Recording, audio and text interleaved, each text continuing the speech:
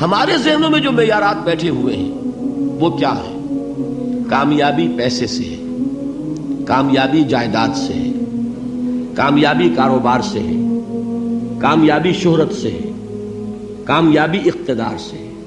یہ معیارات ہیں. جو جتنا دولت مند اتنا کامیاب، جو جتنا مشہور اتنا کامیاب، جو جتنا پاپولر اتنا کامیاب، جو حکومت پر پہنچ گیا کامیاب، جس نے بڑا کاروبار جما لیا کامیاب، جس نے بہت جائیداد بنا لی کامیاب. یہی ہے اصل میں ساری بس کی گانٹھ.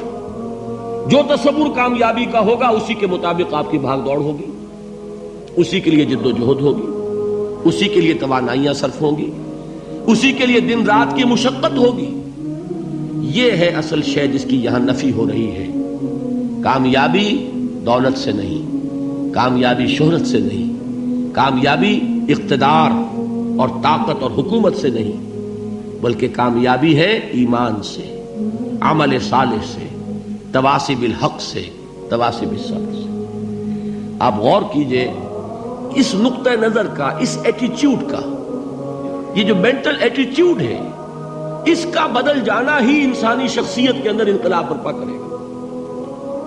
اب آپ کا نتیجہ کیا نکلا؟ اگر تو دولت سے کامیابی ہوتی تو قارون بہت کامیاب تھا، اگر حکومت سے کامیابی ہوتی تو فرعون اور نمرود بہت کامیاب تھے. کامیابی ان سے نہیں ہے. کامیابی انسان دولت میں قارون کی دولت تک پہنچ جائے اور دنیا میں دبدبہ اور اقتدار اور سلطنت اور حکومت کے اعتبار سے وہ نمرود اور فرعون کا مقام حاصل کر لے، وہ ناکام ہے، خائب ہے، خاسر ہے، برباد ہے.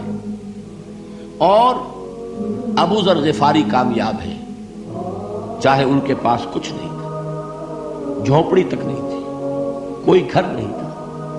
حضور نے فرمایا ہے اللہ کے کچھ بندے ایسے ہوتے ہیں جو کسی محفل میں جانا چاہیں تو انہیں اجازت نہ ملے، جو کہیں اگر رشتہ کرنا چاہیں کوئی ان سے رشتہ کرنے کو تیار نہ، کہیں کوئی سفارش کرنا چاہے تو ان کی کوئی بات ہی نہ سنے. لیکن اللہ کے ہاں ان کا وہ مقام ہے کہ اگر بھولے سے بھی کسی بات پر قسم کھا بیٹھتے تو اللہ ان کے قسم کی لاج رکھتا ہے. یہ ہے فرق. یہ جان لیجیے اچھی طرح. اس بات کا مان لینا آسان، اس پر سبحان اللہ کہنا آسان، لیکن اس کے مطابق آپ کے اپنے ذہن کا بدل جانا بہت مشکل. اس لیے کہ ہم متاثر ہوتے ہیں اپنے ماحول سے. وہ بڑا محل ہے، دیکھ کر ایک دفعہ جھجری آتی ہے، وہ بڑی سی 20 فٹ لمبی کار سناٹے کے ساتھ آپ کے پاس سے گزر گئی. ایک دفعہ اعصاب کے اندر ارتعاش ہوتا ہے، محسوس ہوتا ہے بڑے یہ نصیبے والے لوگ ہیں، بڑے خوش نصیب، بڑے کامیاب. حالانکہ کچھ معلوم نہیں کہ یہی سب سے بڑی بد نصیبی ہو سکتا ہے کہ یہی سب سے بڑی ناکامی ہو. اگر ذہنوں میں یہ بات بیٹھ جائے کامیابی کس شے سے. یہی وجہ دیکھیے قرآن مجید میں بارہا آپ دیکھیں اولئک ھم المفلحون، یہ ہے لوگ کامیاب ہونے والے. آج یہ آپ نے نماز میں وہ آیات سنی، یا ایھا الذین آمنوا ارکعوا واسجدوا واعبدوا ربکم وافعلوا الخیر لعلکم تفلحون. اے ایمان والو، رکوع کرو، سجدہ کرو، اپنے رب کی پرستش اور بندگی کرو اور اچھے کام کرو تاکہ تم کامیاب ہو جاؤ. تو کامیابی کن چیزوں سے ہے؟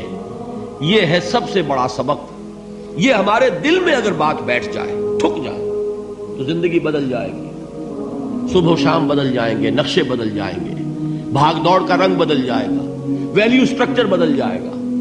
آج وہ ایک چیز نہایت اہم نظر آ رہی ہے، کل نہایت غیر اہم نظر آئے گی. جیسے کہ حضور کی حدیث ہے مالی ولد دنیا، مجھے تمہاری اس دنیا سے کیا سروکار ہے. انما مثلی کراکب استظل تحت شجرۃ ثم راح فترکها، میری مثال تو اس سوار کی سی ہے جو تھوڑی دیر کے لیے ایک درخت کے سائے میں ٹھہرتا ہے سستانے کے لیے، پھر وہ اپنا راستہ لیتا ہے. اسے اس درخت سے مستقل تعلق اس کا نہیں ہے، وہ اس کا گھر نہیں، وہ اس کی منزل نہیں. اسی طرح یہ دنیا میرا گھر نہیں ہے. اب دیکھیے ہم کہتے ہیں انا للہ و انا الیہ راجعون، ہم تو مسافر ہیں، ہم اللہ کے پاس سے آئے، اللہ کی طرف ہمیں لوٹ جانا ہے. کن فی الدنیا کانک غریب و عابر سبیل، حضور فرماتے ہیں دنیا میں ایسے رہو جیسے کہ تم اجنبی ہو یا راہ چلتے مسافر.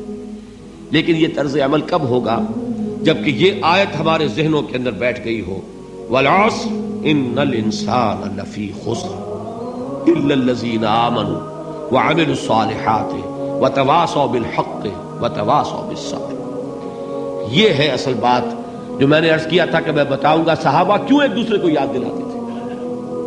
اس لیے کہ دیکھیے جیسے برف باری اگر ہو رہی ہو، آپ باہر نکلیں گے تو برف آپ کے کپڑوں پر جم جاتی ہے نا، تو آپ جھٹکتے ہیں کپڑوں کو تاکہ برف ہٹ جائے. ہمارے ایمان پر اس دنیا میں رہتے ہوئے جب ہم متاثر ہوتے ہیں ماحول سے تو گردہ آ جاتا ہے، برف پڑ جاتی ہے، اس کو جھٹکتے رہنے کی ضرورت ہے. اور وہ جھٹکنے کی بہترین اور مؤثر ترین شکل یہی ہے کہ یاد رکھو کامیابی ان چیزوں سے نہیں ہے.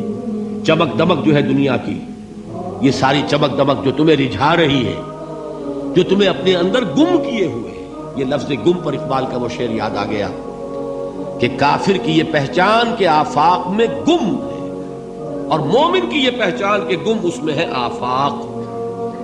تم گم نہ ہو کر رہ جاؤ، اس میں مبہوت نہ ہو کر رہ جاؤ، مرعوب نہ ہو کر رہ جاؤ. دنیا ہی کی محبت تمہارے اوپر ڈیرے نہ ڈال دے، تمہارے دلوں کے اوپر مسلط نہ ہو جائے.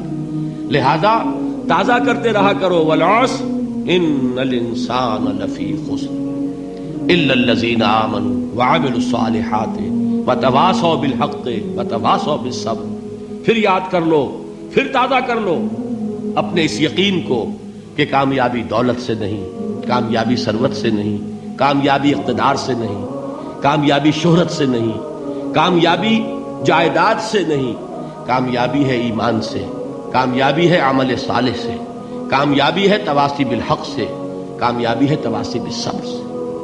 یہ چار چیزیں ہیں کہ جو کامیابی کے لوازم